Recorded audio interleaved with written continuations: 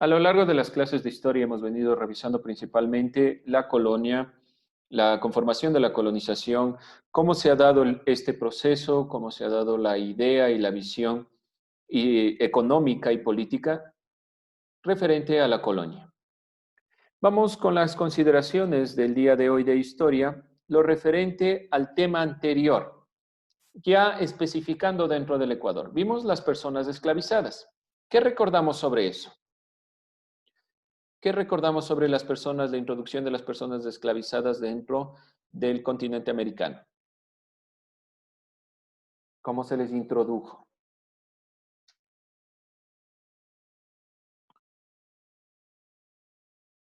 Vamos recordando esa consideración. David,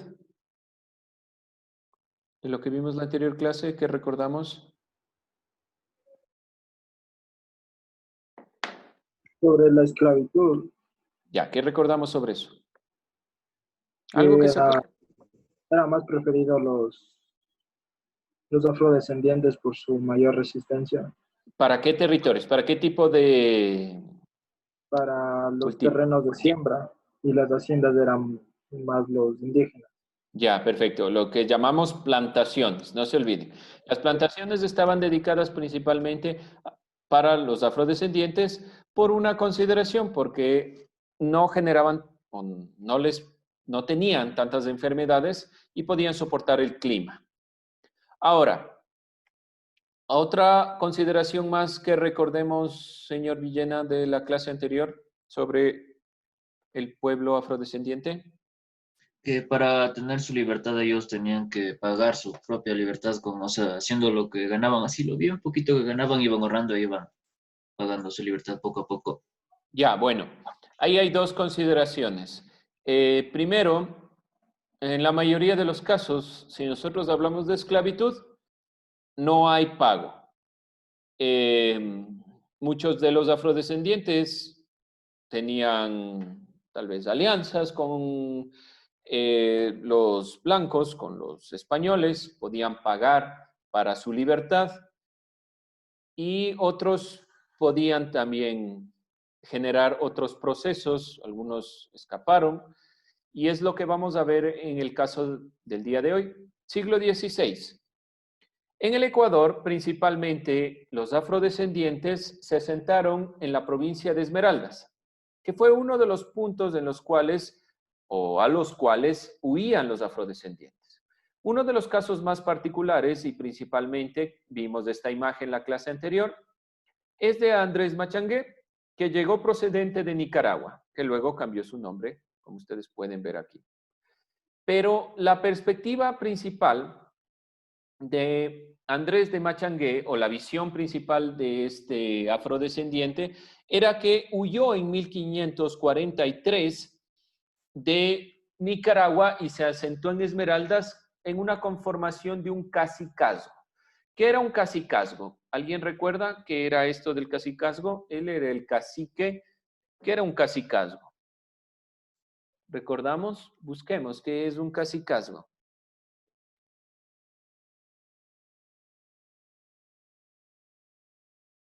¿Qué entendemos por cacicazgo, Camilo?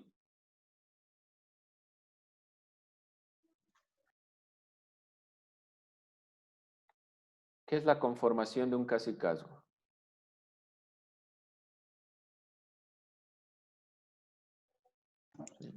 No eran los que ayudaban a los que estaban esclavizados. Sí, los caciques ayudaban a los esclavizados, obviamente, pero ¿qué era un cacicazgo? ¿Qué entendemos por cacicazgo?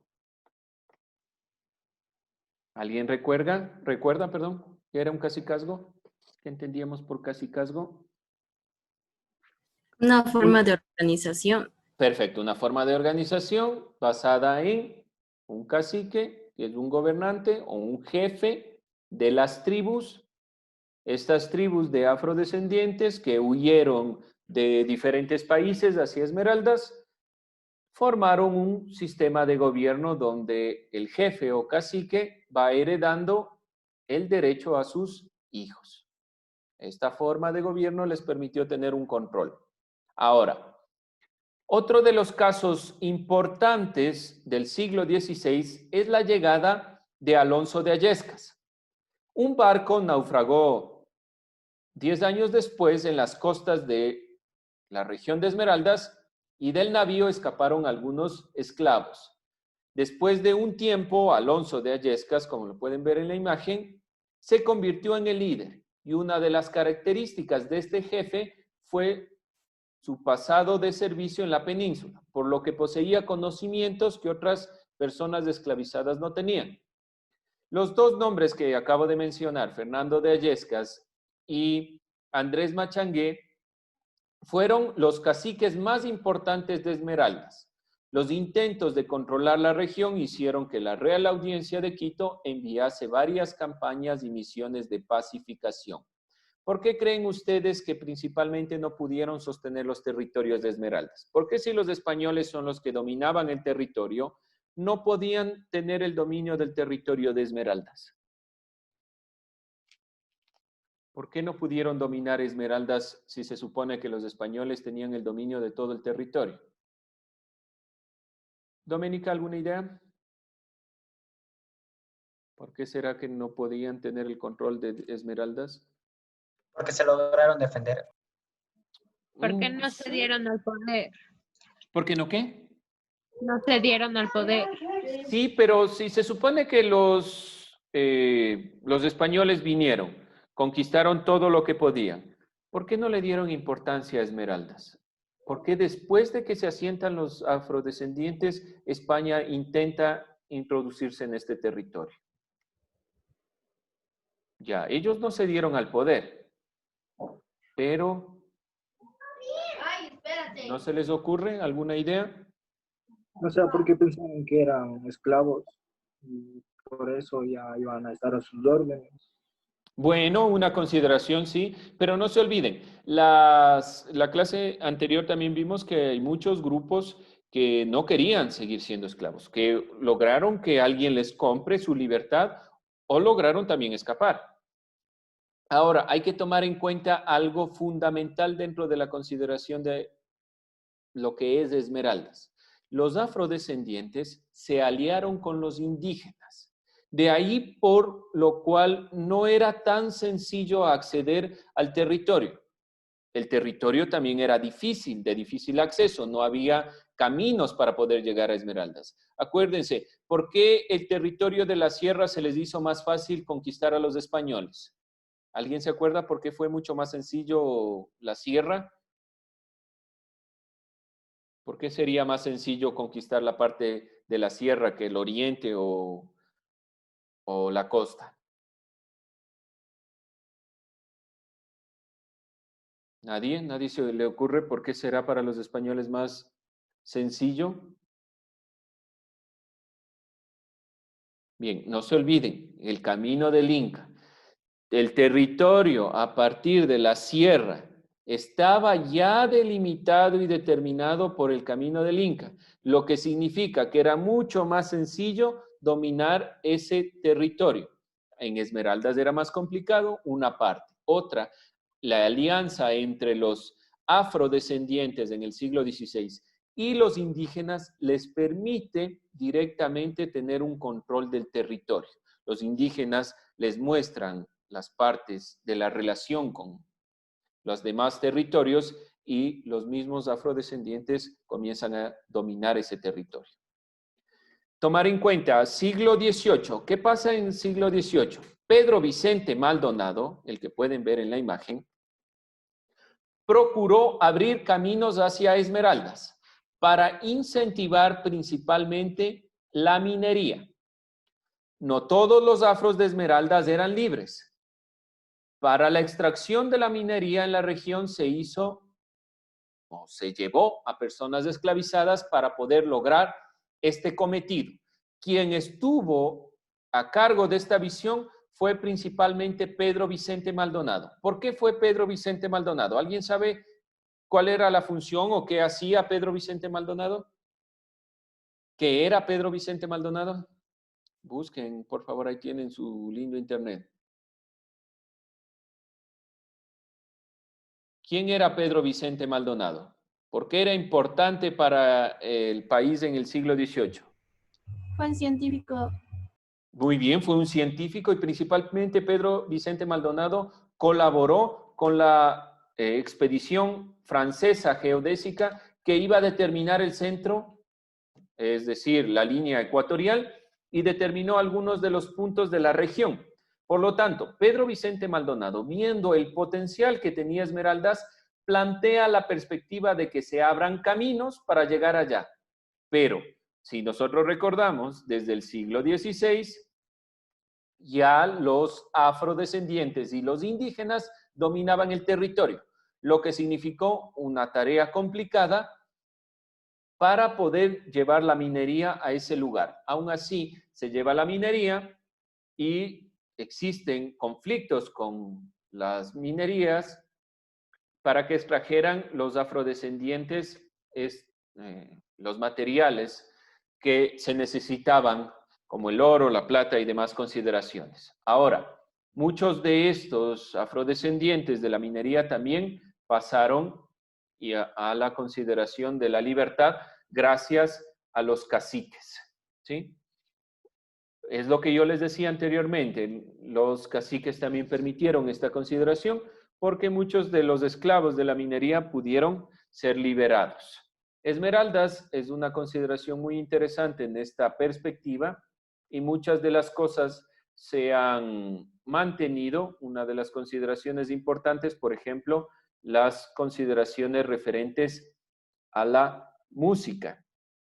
Y a pesar de esta dura historia que ha tenido el pueblo africano, no solo en Esmeraldas, sino a nivel mundial, muchas de estas consideraciones se mantienen. Otro ritmo musical que se mantiene propio de los pueblos afrodescendientes, ¿alguien sabe cómo se llama? ¿Cómo se llama este ritmo musical propio de los afrodescendientes? Bomba. Sí, muy bien, la bomba. La bomba es una perspectiva de la mezcla entre el mestizaje y la visión propia de los afrodescendientes. Entonces, se ha perdido mucho de sus visiones porque, como si recordamos de la anterior clase, los afrodescendientes venían de muchas partes de África, pero se ha podido generar una visión conjunta de la perspectiva de lo que es su pueblo. Y eso hay que darle también gracias a Alonso de Illescas como uno de los líderes más importantes de esta visión. Vamos a ver un video que nos refiere a esta perspectiva. Tomarán en cuenta los puntos del video. La población procedente de África a territorio ecuatoriano en el siglo XVI a las costas de Esmeraldas se desarrolló una organización territorial. Según la historia afrodescendiente, los hombres y mujeres procedentes de África que desembarcaron en la zona conocida hoy en día como Portete, se aliaron a la población indígena que ya estaba establecida en el lugar y conformaron la República de los Zambos. Esta República de los Zambos, liderada por Alonso de Illescas, fue una clara organización rebelde en contra del poder que en aquel entonces le pertenecía a los españoles.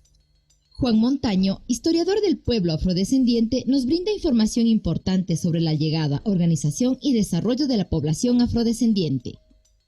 Lo más famoso que se da, porque seguro que hay otros desembarcos, el desembarco en San Mateo, con los mangache, pero el que más se ha estudiado y más se conoce es el de las 6 mujeres, los 17 hombres y Alonso de Illescas, que se da, dicen la fecha en octubre, aunque si uno hace los cálculos viene a caer en noviembre de 1553. Hay una parte que se ingresa, se mete tierra adentro, se encuentra con los grupos indígenas que ya habitaban el lugar, con ellos establecen alianzas, también tienen algunas discordias, pero sobre todo el liderazgo de Antón logra una alianza. Primero, entre los africanos y africanas venían mujeres y hombres que es procedentes de algunas naciones, que seguro hablaban idiomas diferentes. Luego se encuentran con los indígenas que hablaban idiomas totalmente diferentes. Y la maravilla de esto es que logran entenderse y al final, después de tener algunas discordias, inclusive algunas trágicas, forman una alianza anticolonialista para defenderse del poderío español. Por ejemplo, los sistemas, las estrategias de defensa, prepararon armas que eran letales para los otros, cambiaron las formas de organizar la misma vida, es decir, intercambiaron saberes con los grupos indígenas. Eso es un aporte, la diversidad que actualmente somos, probablemente se incorporaron algunos españoles allí, y entonces es lo que actualmente es la provincia de Esmeraldas. La alianza establecida entre cimarrones, que es la denominación que se le otorgaba a los líderes y lideresas afrodescendientes y los indígenas, representó para la dominación española un peligro para su poder. De allí que se buscó impedir más alianzas de este tipo en todo el territorio del Pacífico. Un aporte muy importante para el desarrollo de esta región fue la participación de las mujeres afrodescendientes. Según la historia, existieron varias mujeres que lucharon al igual que los hombres por defender la libertad de su pueblo. Inés Morales, palenquera mayor, nos brinda más detalles sobre la participación de la mujer. El aporte importante que nos hizo María Illesca, hija de Alonso de Illesca, quien en todas esas luchas de acuerdos importantes de su padre con la población indígena en esta Esmeraldas, el momento que su padre cayó preso, ella actuó de una manera muy interesante para hacer que su padre saliera de esos encarcelamientos donde era sometido. Entonces yo creo que María Illesca es una de las heroínas invisibilizadas y que la historia de nuestro país debe visibilizar a esta mujer como una mujer que aportó entonces también en las gestas libertarias o de libertad junto a su padre. La mujer la que toma la posta para hacer muchas cosas que se hacen dentro de la comunidad. En la agricultura, la mujer afroecuatoriana siempre ha estado acompañando al esposo en las faenas de campo. La población afroecuatoriana, a manera de reconstrucción de su historia ancestral, realiza desde hace algunos años atrás un evento denominado Retorno al Palenque de Libertad, a través del cual realizan un retorno simbólico al lugar al cual llegaron sus primeros hombres y mujeres procedentes de África. Las Naciones Unidas declararon el Decenio Afrodescendiente, que busca trabajar en el reconocimiento, justicia y desarrollo para todos aquellos descendientes de la diáspora africana, a manera de reparación de la violencia que recibieron sus antepasados. Ecuador también está participando activamente en el tema. En la actualidad, la población afroecuatoriana considera que es importante que su participación social sea más visible, como parte de una sociedad más equitativa y sobre... Bien, chicos. Entonces, ¿cuáles son las ideas que podemos obtener de este video? Principalmente lo que ya hemos venido revisando, pero algo más que se quiera acentuar sobre lo que se ha dicho. Otra idea de... Llaman como los hombres. Ya, no hay que olvidarse que a nivel general, no solo los afrodescendientes, sino también en la consideración de los indígenas, las mujeres están muy ligadas al trabajo del campo, están muy ligadas a la visión propia de la perspectiva de el generar este proceso. Entonces, así como pasa en esta consideración del trabajo, también una de las representantes importantes, la hija de Alonso de Illescas, será una mujer que debe ser reivindicada en el proceso de lucha social contra la colonia. ¿Alguien más? ¿Algo más que se quiera reivindicar del video? Que se entendían como hablaban los indígenas y los afrodescendientes. Uno de los problemas principales para la alianza entre afrodescendientes e indígenas en la provincia de Esmeraldas fue el idioma.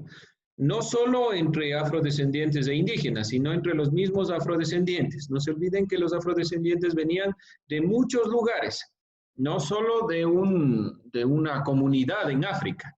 Por lo tanto, tuvieron que generar un proceso de entendimiento mutuo. Y eso es muy importante porque les permitió introducirse dentro de la propia visión de la lucha contra la colonia. Otro hecho, recordemos, ¿qué pasaba en el siglo XVI en cuanto a religión en el continente americano? ¿Qué se pretendía en el siglo XVI? ¿Cómo se mantenía el control de los pueblos indígenas? Recordemos, ¿qué pasaba en América Latina en el siglo XVI a partir de la religión? ¿Cuál era el énfasis de la religión en el siglo XVI? Vimos en una clase. La evangelización. Muchas gracias, ¿no? La evangelización. ¿Por qué es importante la evangelización y por qué la nombro aquí? Porque todo el siglo XVI fue el camino de la evangelización. Aún así, en estos territorios pudo mantenerse las perspectivas autóctonas. ¿Por qué es importante tomar en cuenta la comunidad de Esmeraldas y la provincia de Esmeraldas en general? Porque los esmeraldeños pudieron mantener algo de sus tradiciones que se ven evidenciadas en la música, pero que no se introdujeron desde la iglesia. Vamos con otra perspectiva, los afrodescendientes del Valle del Chota. Hay una diferencia fundamental dentro de la perspectiva de los afrodescendientes que llegaron a Pimampiro, a Chota, a Otavalo. Fueron comprados para realizar actividades dentro de la hacienda.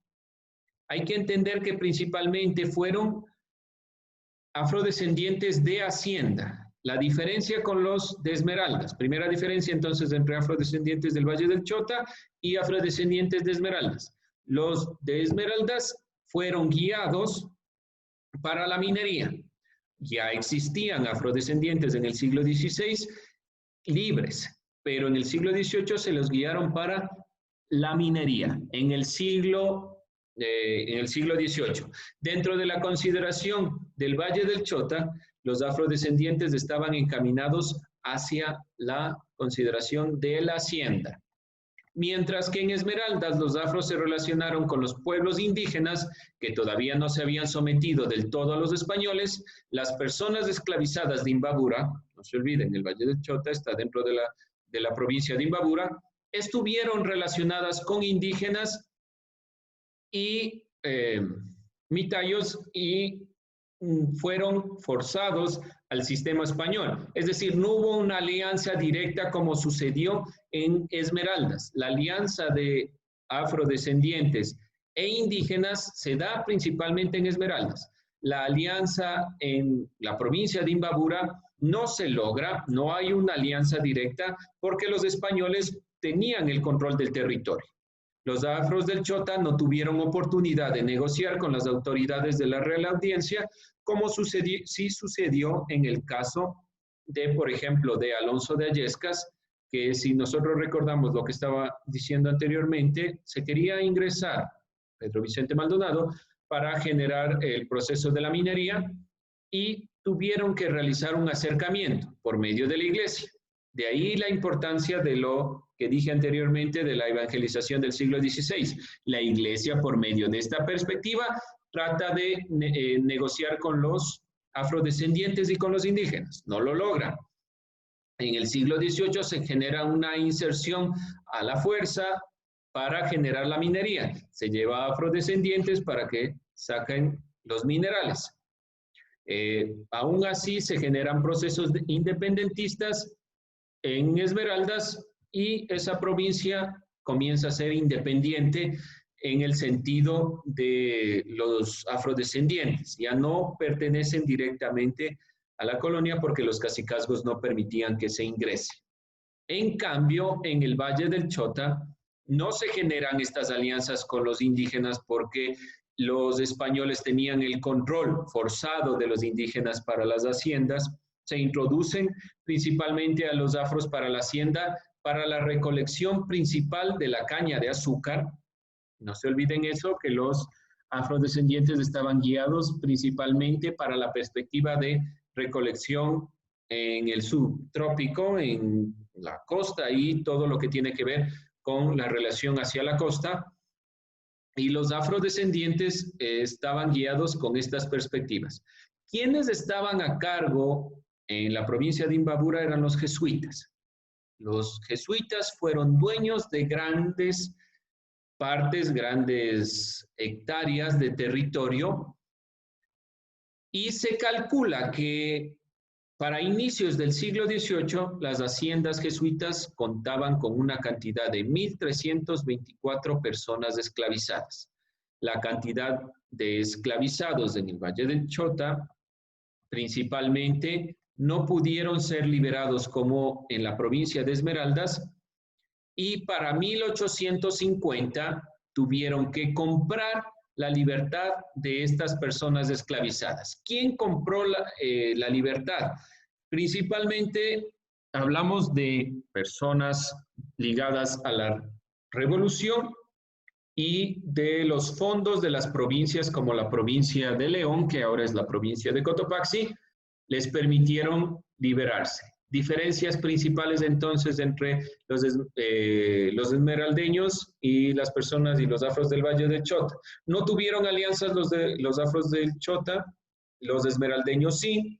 En estas regiones de la provincia de Imbabura, para poder ser liberados, fueron comprados en 1850 para poder ser liberados. En cambio, en Esmeraldas, a partir de la perspectiva del cacicazgo de Alonso de Illescas y de Andrés Machangué, se pudo liberar a muchos afrodescendientes, se combatió directamente contra la perspectiva de la colonia y se pudo generar un territorio donde los afros no respondían a la colonia. En cambio, en el Valle del Chota fue más fuerte la inserción de los afrodescendientes para generar cultivos, para estar a cargo del cultivo, principalmente hablando de lo que es caña de azúcar, y tomar en cuenta que la iglesia, principalmente la comunidad de los jesuitas, estuvo a cargo de 1.324 personas esclavizadas dentro de ese territorio.